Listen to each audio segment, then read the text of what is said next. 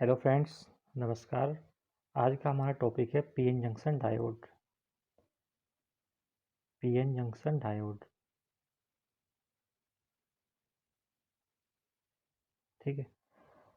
PN junction diode का जो construction होता है वो इस प्रकार से हम शो करते हैं। ये जर्मेनियम या सिलिकॉन के क्रिस्टल से बना हुआ इस है। इसमें जो है एक तरफ पी टाइप डोपिंग है और दूसरी तरफ एन टाइप पीएन। और इसको जो शो करते हैं सिंबल इसका ये होता है, इसमें एक एरो दिखाया जाता है। ये एरो कन्वेंशनल करंट फ्लो की डायरेक्शन को शो करता है और कन्वेंशनल जो करंट है वो पी से एन की ओर को फ्लो करती है, ठीक है। तो इसको कहते हैं एनोड और ये है कैथोड। जिधर ये स्ट्रिप होती है इसे बोलते हैं कैथोड, ठीक है। ये जो डायोड होता है यूनी डायरेक्शनल डिवाइस है। इसमें जब एनोड को पॉजिटिव से जोड़ते हैं बैटरी के और कैथोड को नेगेटिव से, तो उस केस में जो है करंट फ्लो करती है, ठीक है। और अपोजिट साइड में करंट फ्लो नहीं करती, ठीक है। अच्छा, डायोड इसे इसलिए बोलते हैं क्योंकि इसमें दो इलेक्ट्रोड होते हैं, एक एनोड दूसरा कैथोड। ये टू टर्मिनल डिवाइस इसलिए बोलते हैं इसको डायोड। डायोड मतलब दो, ठीक है। अच्छा, डायोड का जो है मेन काम होता है इसका कि ये रेक्टिफिकेशन के काम आता है। और इसकी जो कैरेक्टरिस्टिक होती है वोल्टेज और करंट के बीच में जो कैरेक्टरिस्टिक ड्रॉ करते हैं वो कुछ इस प्रकार से होती है।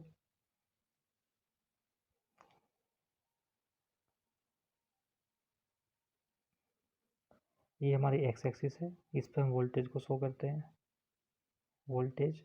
और वाई एक्सिस पर लेते हैं करंट को, ओके। अच्छा, अब डायोड की जो है बायसिंग होती है दो, एक फॉरवर्ड बायस और एक रिवर्स बायस। तो फॉरवर्ड बायस में क्या है कि जब हमारी वोल्टेज का मान, ठीक है, पोटेंशियल बैरियर के बराबर हो जाता है, 0.3 वोल्ट होता है ये जर्मेनियम के केस में और 0.7 वोल्ट होता है सिलिकॉन के लिए, ठीक है। तो जैसे ही अप्लाइड वोल्टेज 0.3 और से ठीक आगे बढ़ती है तो करंट शार्पली तेज़ी से बढ़ना स्टार्ट कर देती है। ऐसे ही अगर ये सिलिकॉन का है तो उस केस में भी 0.7 वोल्ट के बाद करंट शार्पली तेज़ी से बढ़ना स्टार्ट कर देती है। तो ये ग्राफ शो करता है जर्मेनियम को और ये करता है सिलिकॉन को, ठीक है। अगर आपने मटेरियल यूज़ किया है इसमें जर्मेनियम का तो उसके लिए होगा, सिलिकॉन के लिए ये वाला ग्राफ होगा, ओके।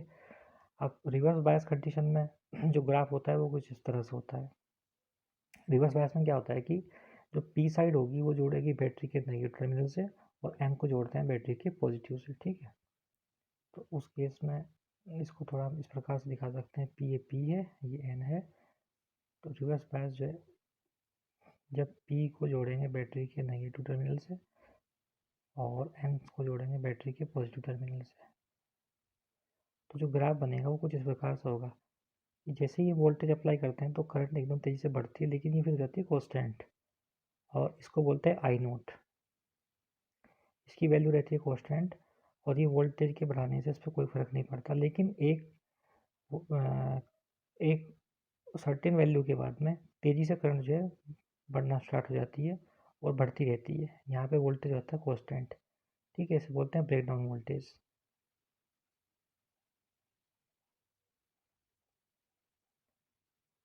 Breakdown voltage, okay. और यहाँ पे फिर दो फिनोमिना है, मतलब घटित होते हैं, जीना ब्रेकडाउन और एवलांच ब्रेकडाउन।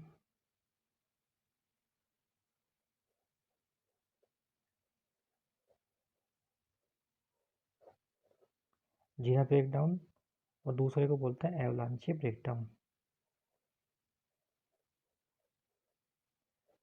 अब इन दोनों में फ़र्क क्या होता है?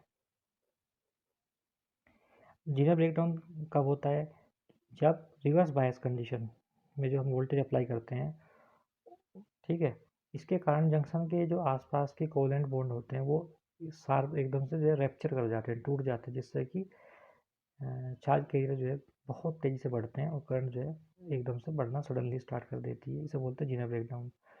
और एवलांची ब्रेकडाउन जो है इसमें होता है मल्टीप्लिकेशन एक्शन। इसमें क्या होता है, जो माइनॉरिटी कैरियर्स होते हैं, तो जो हम अप्लाइड बाहर से जो अप्लाइड वोल्टेज है ये क्या करती है, उनकी स्पीड को बढ़ाती है। तो जैसे वो तेज़ी से मूवमेंट करते हैं तो वो दूसरे कोवेलेंट बॉन्ड को तोड़ते हैं, जिससे चार्ज कैरियर जनरेट होते हैं।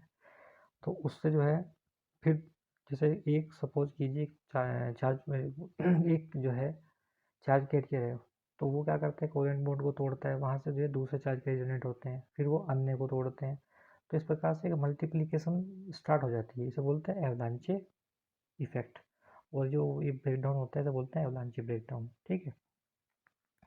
अच्छा, अब जो है डायोड को हम यूज़ कहाँ करते हैं रेक्टिफायर में, उसका जो है कैसे यूज़ करते हैं। तो जितने भी इलेक्ट्रॉनिक डिवाइस होते हैं उन सब में डीसी पावर सप्लाई यूज़ करते हैं। ठीक है। और जो इनपुट होती है वो होती है एसी हमारी। तो एक मैं सिंपल जो डीसी पावर सप्लाई का ब्लॉक डायग्राम आपको दिखा रहे हैं यहाँ पे। डीसी पावर सप्लाई,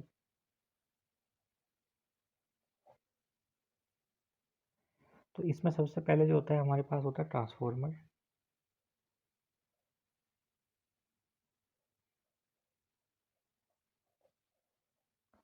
ट्रांसफॉर्मर क्या करता है, वोल्टेज के अप डाउन करने का काम आता है, स्टेप अप या स्टेप डाउन। और ट्रांसफार्मर की सेकेंडरी से जाता है हमारे पास सीधा रेक्टिफायर को, और रेक्टिफायर की जो आउटपुट है वो जाती है फिल्टर को,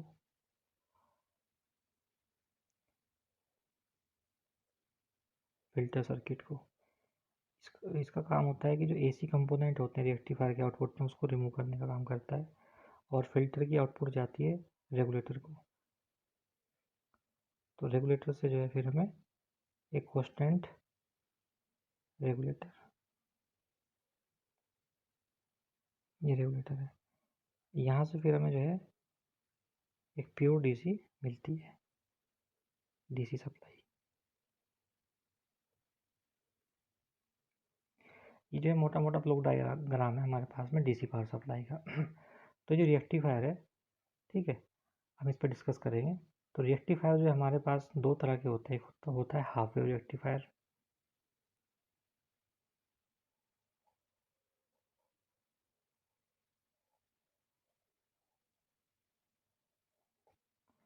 और दूसरा है हमारे पास में फुल वेव रेक्टिफायर।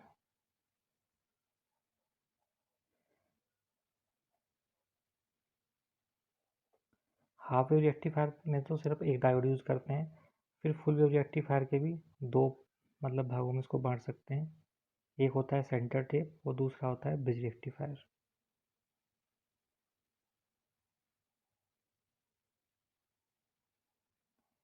दूसरा है ब्रिज रेक्टिफायर।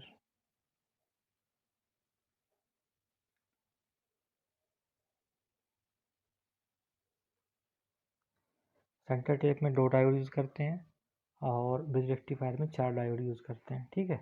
तो अभी हम जो है हाफ वेव रेक्टिफायर के बारे में पढ़ते हैं।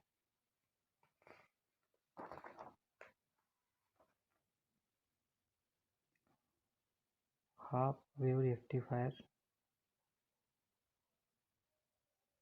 तो इसमें क्या है कि ये हमारे पास में जो एसी आती है, पहले किसी ट्रांसफार्मर की प्राइमरी अप्लाई करते हैं वोल्टेज के स्टेप या डाउन या अप करने के लिए, और सेकेंडरी पे जो है सीरीज में जुड़ा होता है डायोड, और फिर उसके सीरीज में जुड़ा होता है लोड रेजिस्टेंस, जिसको मैंने यहाँ पे RL से दिखाया है। ये रेजिस्टेंस RL लोड रेजिस्टेंस है, और ये सर्किट हमारा जो है, तो यहाँ पे जो वोल्टेज मिलता है इसे बोलते हैं V0, ये आउटपुट वोल्टेज है। और ये डायोड है हमारे पास में D1, और जो ये वोल्टेज है ये हमारे पास में V0, V equal to VM sine omega t। ठीक है। जो इनपुट सप्लाई है उसका जो वेव शेप है कुछ इस तरह से होता है। इंडिया में जो हम लोग सप्लाई यूज़ करते हैं 220 वोल्ट और 50 हर्ट्ज यूज़ करते हैं, और साइन वेव। तो साइन वेव को जो इस प्रकार से रिप्रेजेंट करते हैं, ये हमारी इनपुट सप्लाई है।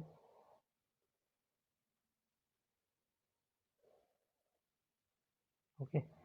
ये 0 एंगल, ये पाई, ये 2 पाई। तो यहाँ तक हमारी एक साइकिल कंप्लीट होती है। तो पहले हाफ में पॉजिटिव और सेकंड हाफ में नेगेटिव, और फिर उसके बाद में 2 पाई, ये हमारी कंप्लीट साइकिल हो जाती है। फिर नेक्स्ट सेम ऐसे ही हाफ सेक्शन में पॉजिटिव और हाफ नेगेटिव, तो ये 2 पाई, फिर हो जाएगा 3 पाई, और फिर ये है 4 पाई। ठीक है, ये दूसरी साइकिल हमारी यहाँ जस्ट पूरी जाती जाके।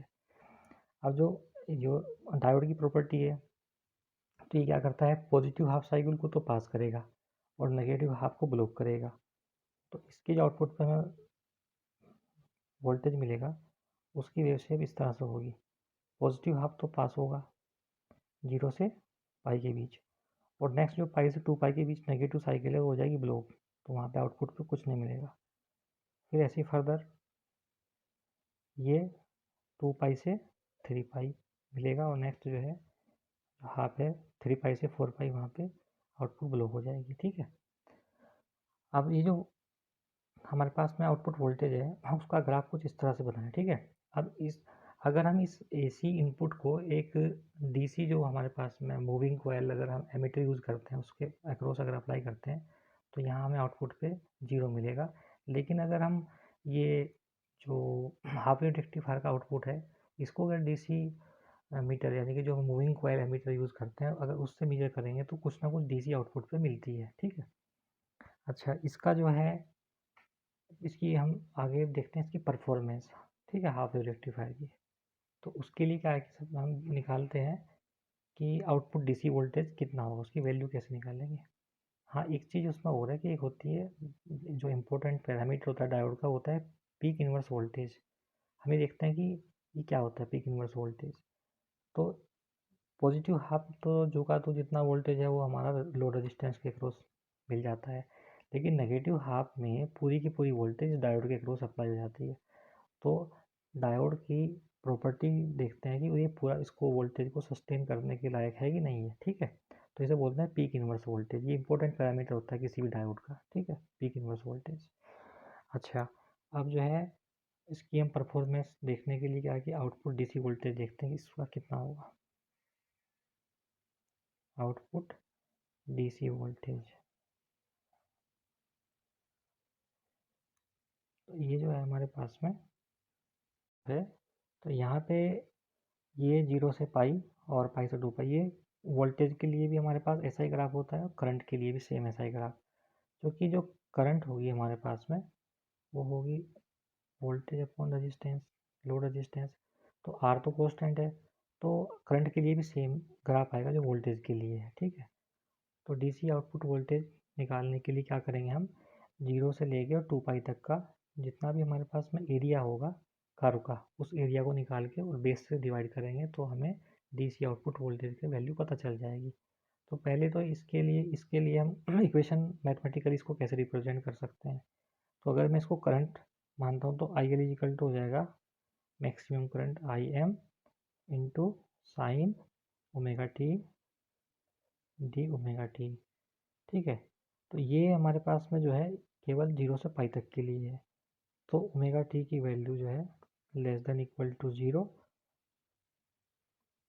Sorry greater than equal to 0, less than equal to pi के लिए, और आई एल की वैल्यू 0 हो जाएगी जब हमारे पास में एंगल जो ओमेगा टी है उसकी वैल्यू होगी ग्रेटर देन इक्वल टू पाई और लेस देन इक्वल टू 2 पाई। ठीक है, यानी कि पाई से 2 पाई के बीच में इसकी वैल्यू 0 रहेगी और 0 से पाई के बीच में I am sine omega T. ठीक है, ये साइन वेव का जो फॉर्मूला है, साइन वेव का जो इक्वेशन है वही रहेगी जो कि। तो अब निकालते हैं एरिया। तो एरिया निकालने के लिए हमें क्या करना पड़ेगा, इंटीग्रेशन करना पड़ेगा 0 से 2 पाई तक का। 0 से 2 पाई और इक्वेशन होगी I L D omega T. अब इसमें मान रखते हैं इसका वैल्यू और उस लिमिट को भी ब्रेक करते हैं। तो पहले 0 से पाई और आई एल का जो मान है ये I am sine omega T D omega T plus pi से 2 पाई और ये हो जाएगी आई एल की वैल्यू 0 डी ओमेगा टी। अब आई एम तो कांस्टेंट वैल्यू, उसको बाहर निकाल लेंगे और इसका साइन ओमेगा टी का जो इंटीग्रेशन होता है वो होता है minus cos omega T, minus cos omega T और लिमिट 0 टू पाई प्लस 0, जो कि 0 का तो इंटीग्रेशन 0 ही है। अच्छा, अब इसमें जो है वैल्यू पुट करते हैं, I am minus cos omega T की वैल्यू है पाई, तो कोस पाई की वैल्यू होती है -1। अब पहले से माइनस लगा हुआ है तो जगह +1, और फिर माइनस माइनस करेंगे तो प्लस हो जाएगा। कोस जीरो होता है 1, तो यहाँ से आएगा 2 आई एम। तो ये एरिया है। अब हमें निकालनी है एवरेज वैल्यू, जो कि डीसी वैल्यू कहलाती है।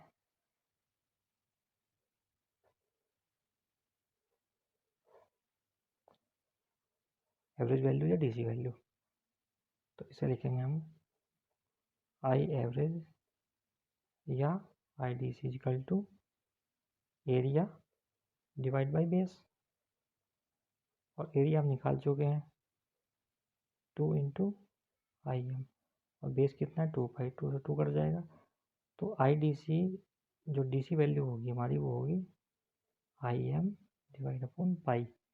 तो ये आई हमारे पास में इसकी एवरेज वैल्यू, ठीक है।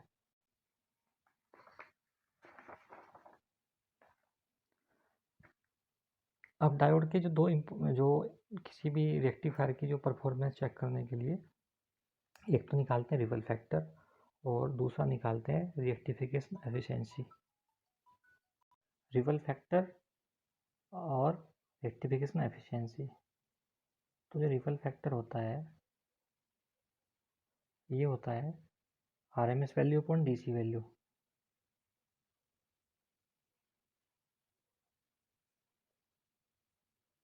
डीसी वैल्यू या एवरेज वैल्यू, और जो रेक्टिफिकेशन एफिशिएंसी है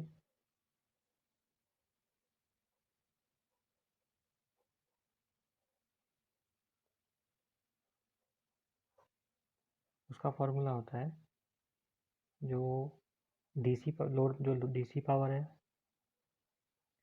DC power delivered to load, और डिवाइड बाय इनपुट पावर, ठीक है, जो एसी पावर है इनपुट पे अप्लाई करते हैं, उन दोनों का जो रेशियो कहलाता है रिएक्टिफिकेशन एफिशिएंसी। किसी भी रेक्टिफायर की परफॉर्मेंस हम इन दो पैरामीटर से है चेक करते हैं, ठीक है। तो अभी जो है हमने निकाली है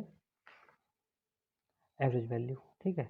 तो एवरेज वैल्यू पता चली है कि ये हमारे पास में आई एम अपॉन पाई यहाँ से, ठीक है। अब निकालते हैं आर एम एस वैल्यू।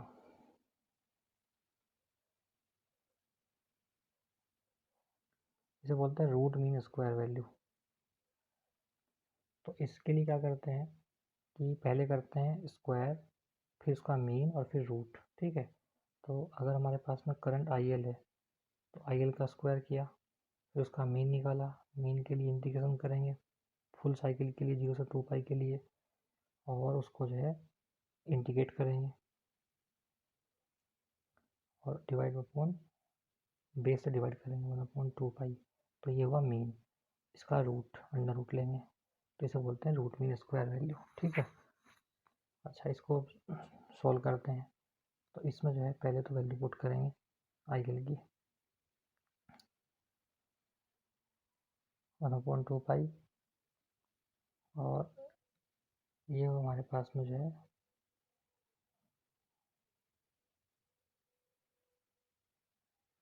इसको बाहर निकाला।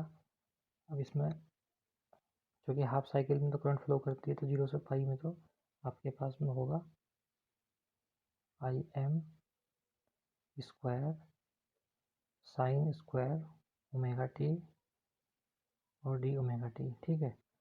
और जो नेक्स्ट हाफ साइकिल है पाई से 2 पाई, इसमें होगी वैल्यू 0, जैसा कि हमने एवरेज वैल्यू निकालते समय किया, ठीक है।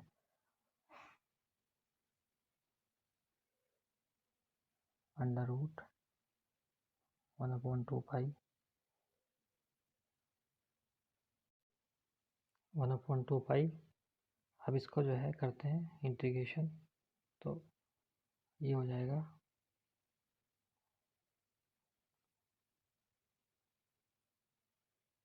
आई एम को बाहर निकाला 0 से पाई, साइन स्क्वायर ओमेगा टी को लिखेंगे पहले 1 माइनस कोस 2 ओमेगा टी और divide by 2। D omega T.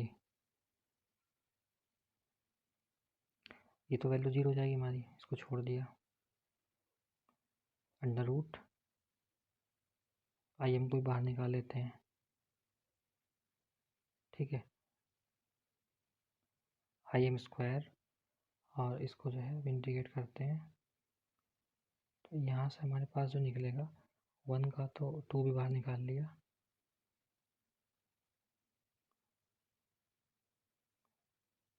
2 pi into 2, ठीक है। तो ये 1 का तो हो जाएगा हमारे पास में ओमेगा टी माइनस, और कोस 2 ओमेगा टी का हो जाएगा sine 2 omega T divide by 2,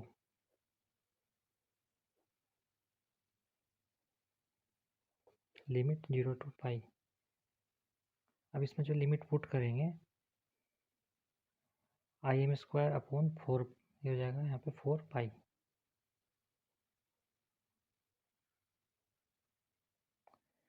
और यहाँ से हो जाएगा हमारे पास में पाई। बाकी हमें पता है कि साइन की साइन की जो वैल्यू होती है 0 के लिए भी, और पाई के मल्टीपल के लिए 0 होती है, इसलिए इसमें जो भी वैल्यू पुट करेंगे उन सब के लिए इसकी वैल्यू 0 हो जाएगी, तो केवल हमारे पास यहाँ से पाई बचेगा, ठीक है। अंडर रूट का साइन, पाई से पाई कैंसिल, तो जो आउटपुट में आएगा हमारे पास में आएगा आई एम अपॉन 2, तो ये आर एम एस वैल्यू की, ठीक है, R M S value half wave rectifier के लिए। जो आर एम एस वैल्यू हमारे पास आई है ये है टोटल करंट की आई है, ठीक है। इसमें डीसी भी और एसी कंपोनेंट दोनों की जो है आर एम एस वैल्यू है। हमें निकालनी केवल एसी कंपोनेंट की आर एम एस वैल्यू, तो वो हो जाएगी हमारी I dash equal to I L total current minus DC current, ठीक है। तो इसका निकालना पड़ेगा हमें, तो उस केस में जो आर एम एस वैल्यू होगी उसे हम रिप्रेजेंट करते हैं आई डैश से, I dash R M S. तो आई की जगह पुट करेंगे हम I L minus I D C, same formula 1/2 pi 0 to 2 pi, बस आई की जगह क्या पुट करना है I L minus I D C, I D C का स्क्वायर, ये आर एम एस, और डी ओमेगा टी, और पूरे का अंडर रूट। अब इसमें जो है इसको खोलते हैं,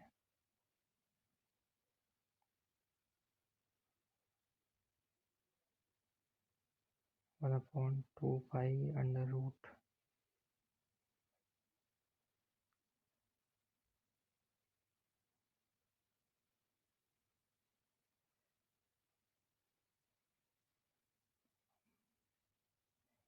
जीरो टू 2 पाई, ये है इसका मीन निकालने के लिए, ठीक है। रूट ये हुआ और ये mean 1/2 pi 0 to 2 pi limit, और ये इसको अगर खोलते हैं तो हमारे पास आएगा I L square plus I D C square minus, तो यहाँ पे आएगा 2 into I L into I D C. तो अगर आई एल को भी हम मतलब डी सी इक्वलेंट मान लेते हैं तो यहाँ से हो जाएगा हमारे पास में 2 आई डी सी स्क्वायर, ठीक है।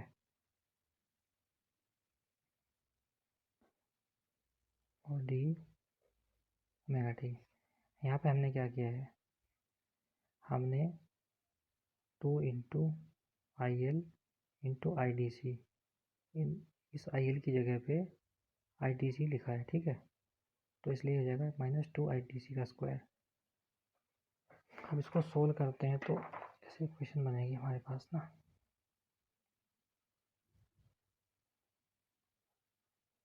आई dash R M S equal to under root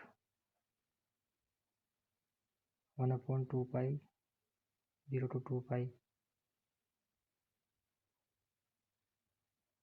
I L का स्क्वायर प्लस, और इसमें से जाएगा तो बचेगा यहाँ माइनस का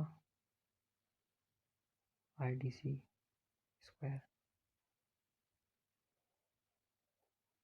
डी ओमेगा टी। जो इंस्टेंटेनियस करंट है उसको तो स्मॉल से लेटर से यूज करते हैं, स्मॉल आई से, जो डीसी करंट है उसको कैपिटल आई से रिप्रेजेंट किया है यहाँ पे, ठीक है। अच्छा, तो इसका तो हमें वैल्यू पता है, जो हमने पीछे अभी IRMS की वैल्यू निकाल ली थी ना, √1/2π0, ये वाली वैल्यू, तो ये कहलाती है इसकी RMS वैल्यू टोटल करंट की। तो इसको जब लिखते हैं तो ये हो जाएगी IRMS का स्क्वायर, और ये है अलग से हो जाएगी माइनस का IDC स्क्वायर, दोनों का √, ये हुई हमारे पास में I-RMS, ठीक है। अब जो रिपल फैक्टर है वो निकाल सकते हैं। रिपल फैक्टर स्मॉल r से रिप्रेजेंट करते हैं, ये हो जाएगा जो AC कंपोनेंट है उसकी RMS वैल्यू, ठीक है, डिवाइड बाई एवरेज वैल्यू या DC वैल्यू। अब जो हमने निकाली है AC कंपोनेंट की RMS वैल्यू, उसका मान है हमारे पास में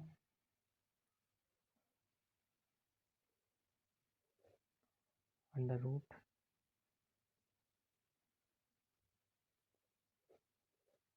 IRMS का स्क्वायर माइनस IDC का square divide by IDC।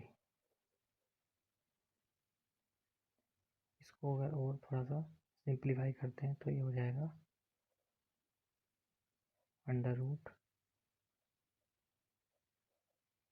√IRMS upon IDC का होल स्क्वायर माइनस 1, ठीक है। तो अब इसमें जो है ये हाफ वेव रेक्टिफायर के लिए है, और अब इसमें जो वैल्यू पुट करेंगे हम, तो IRMS की वैल्यू है हमारे पास में IM/2, और IDC की वैल्यू है IM/π। तो IM से IM कैंसिल हो जाएगा, तो ये आ जाएगी π/2 -1 का √।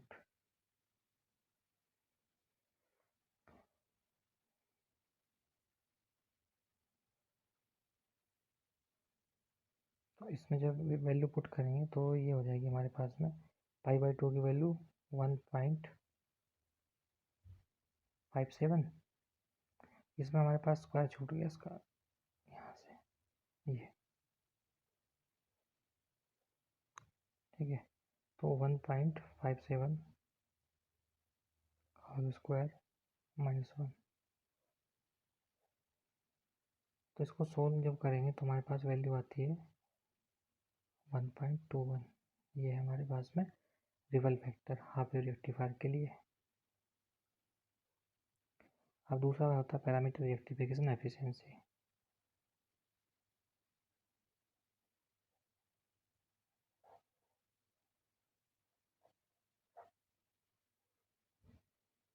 इसे रिप्रेजेंट करते हैं ईटा से। तो ये है हमारे पास में DC power upon input AC power.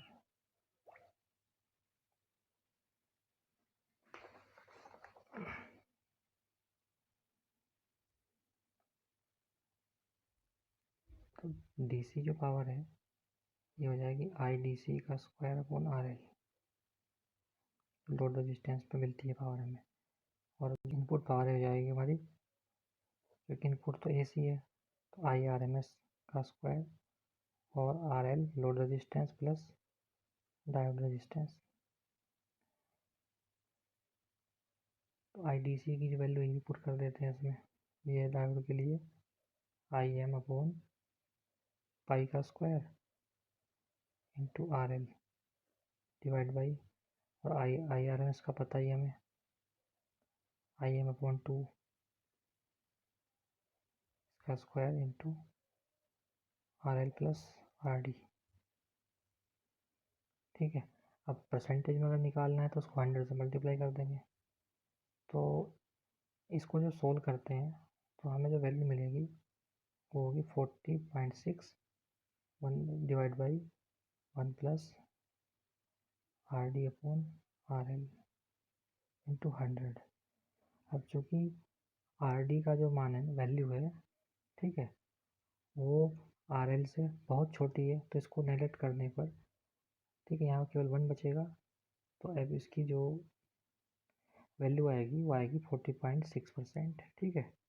तो हाफ वेव रेक्टिफायर की रेक्टिफिकेशन एफिशिएंसी होती है 40.6%, ठीक है। और जो रिपल फैक्टर है इसकी वैल्यू होती है 1.21। ओके।